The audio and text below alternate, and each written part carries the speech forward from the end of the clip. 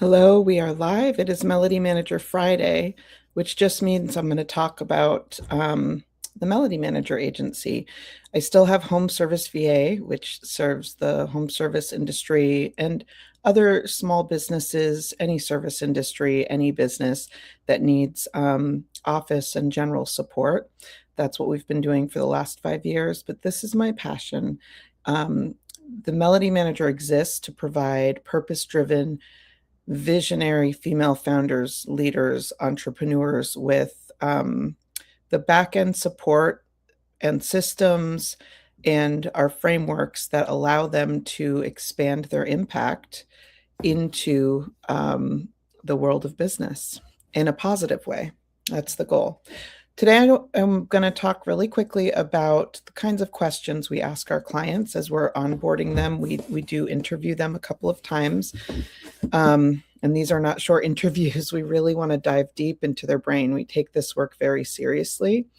And this is for our executive support. I think it's really, really important that we understand what success is going to look like for them and that we're kind of on the same page about what can be expected.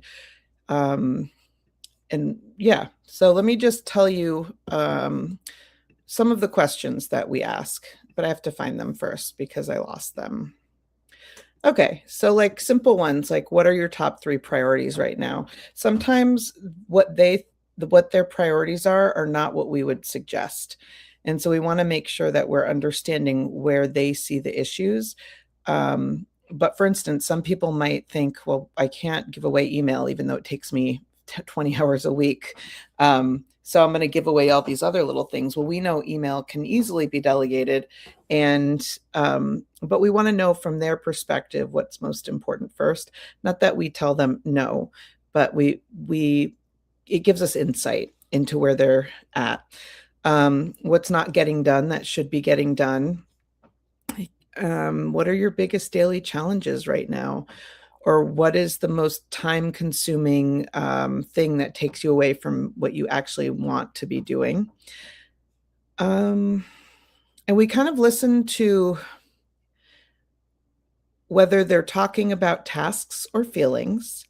And a lot of women have guilt and shame because they feel like they should be able to handle all the things. I was in a call with executive level women this morning, and there are these people who have such amazing backgrounds and experiences, and I think they just don't understand how significant all of the things they're doing plus children, like we're raising children in the background, but it's also in the foreground.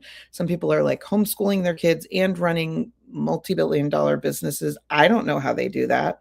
That's exceptional, but that is kind of the level of perfection and the expectation that a lot of women have for themselves is that they can just do everything, because we do, but you shouldn't do everything.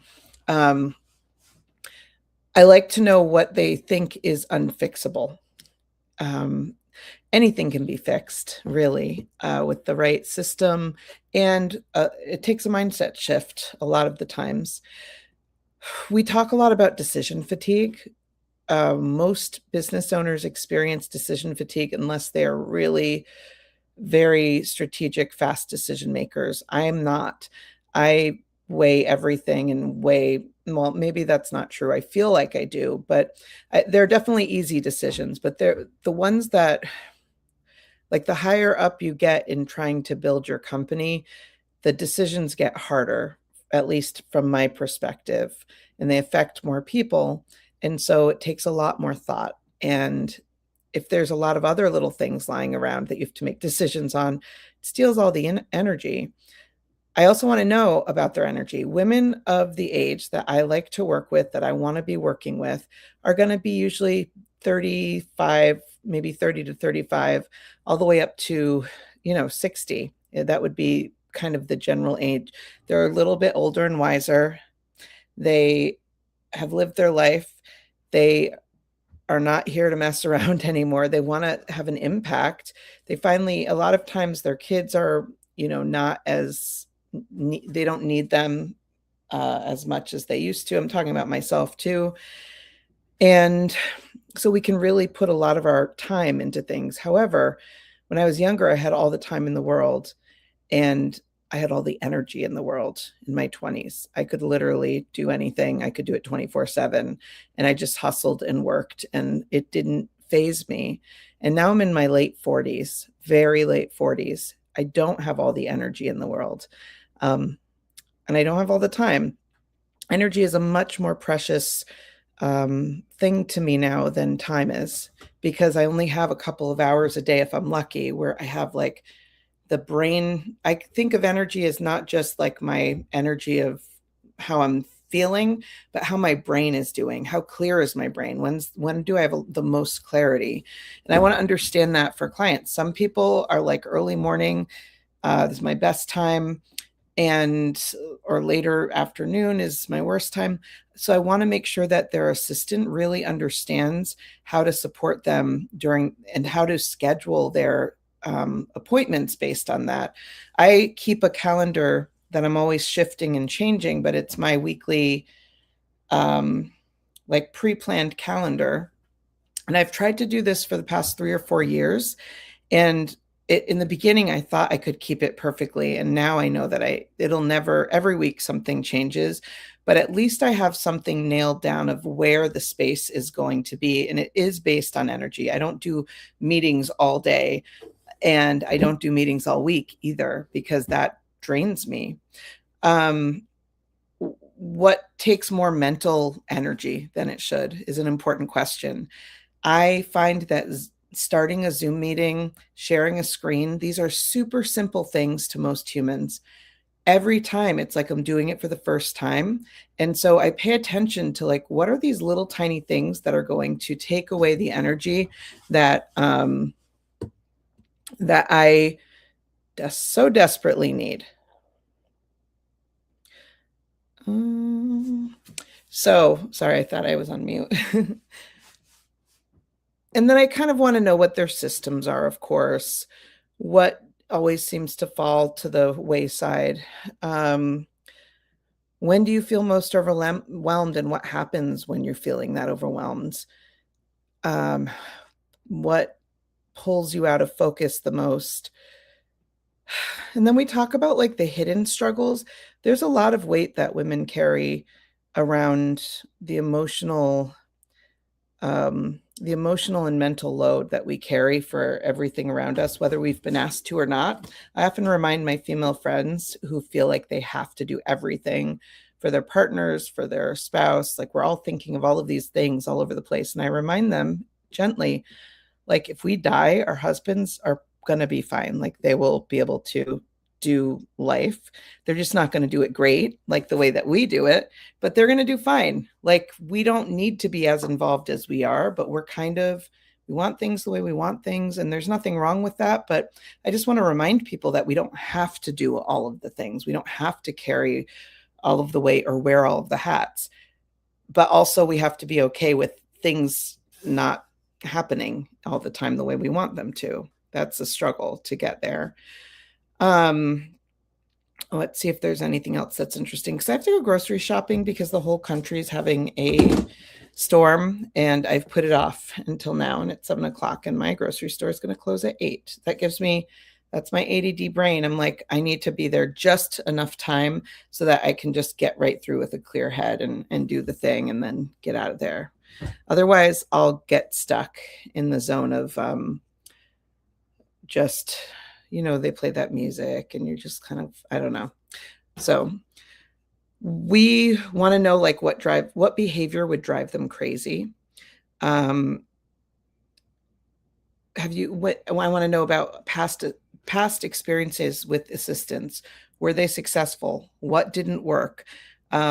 Because a lot of times they're looking at the surface level of the relationship. I guarantee nobody talks about all of these things with them beforehand.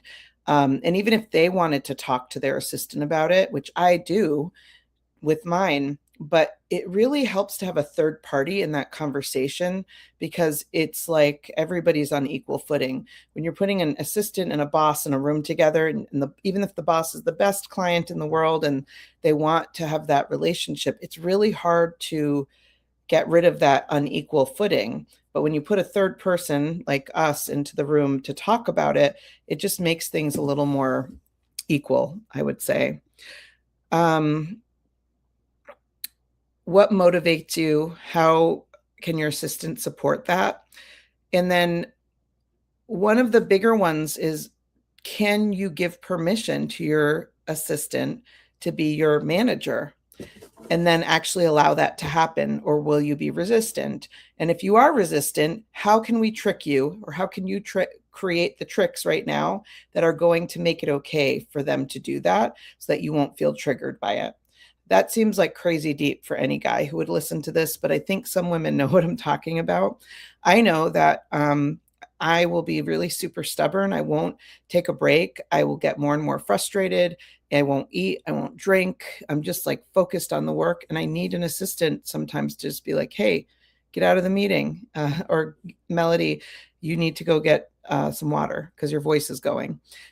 I'm so unself-aware when I'm doing work. Then I also tend to stay in meetings long. I love talking to people.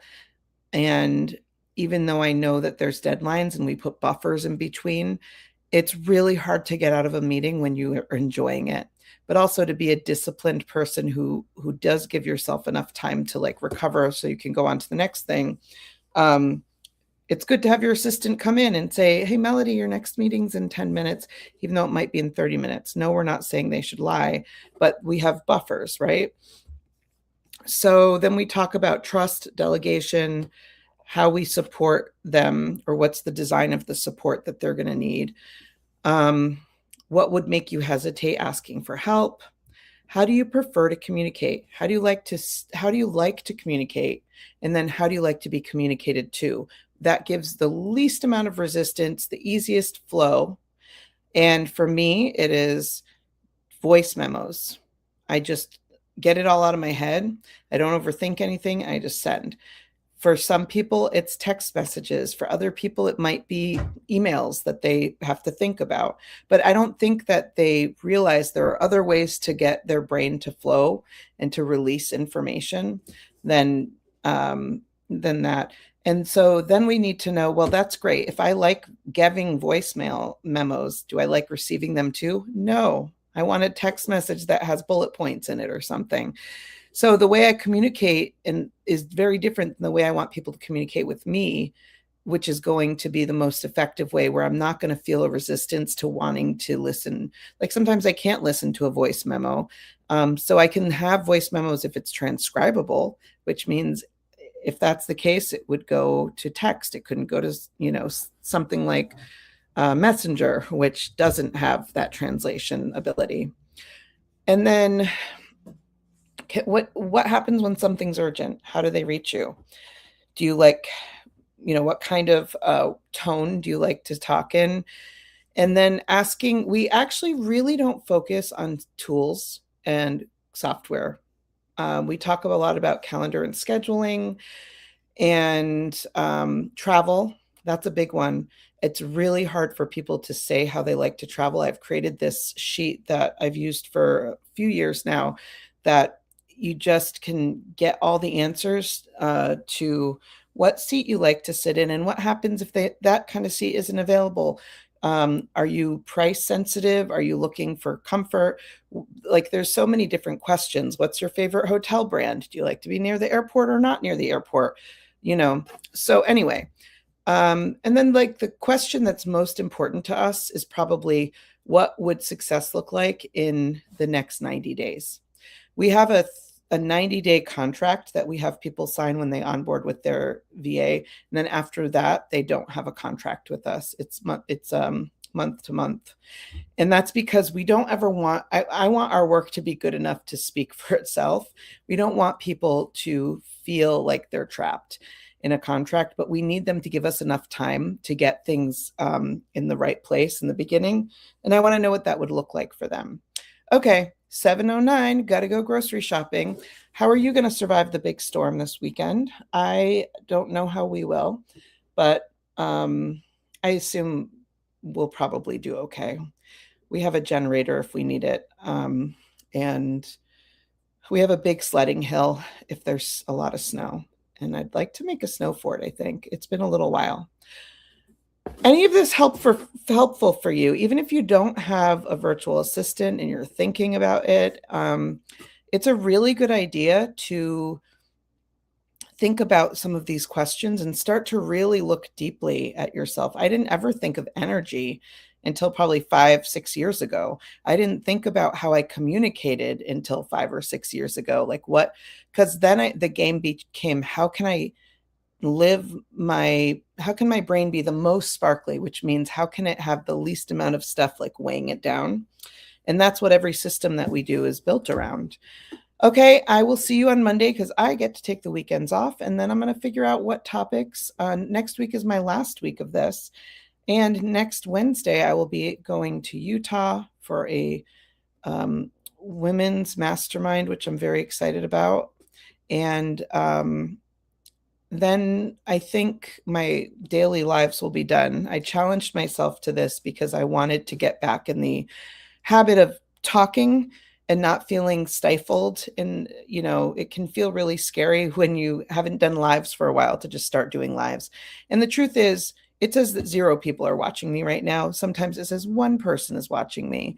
And that's not really the point. I know that people will watch this later, but I always want to make sure that I know what I know, but I want to make sure that I can say it. And the only way to get used to saying it is to practice. And I might as well practice in front of you. So I hope you have a good weekend. Stay safe out there, everybody. I will see you